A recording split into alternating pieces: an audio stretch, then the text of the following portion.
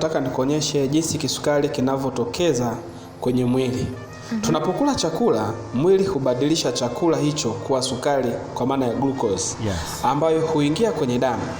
Kwa kawaida homoni inayoitwa insulin inayotengenezwa na kongosho, ambayo tunasema ni pancreas, husaidia sukari kuingia kwenye seli za mwili ili kutumika kama nishati.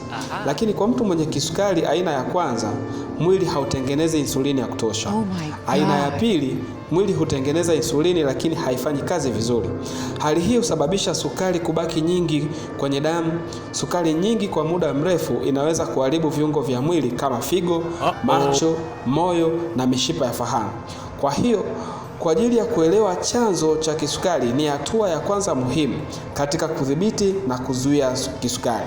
Usiache kunifollow, kulike, kushare pamoja na kucomment, lakini kama unahitaji msaada zaidi wasiliana nami kupitia namba hizo ili niweze kukusaidia.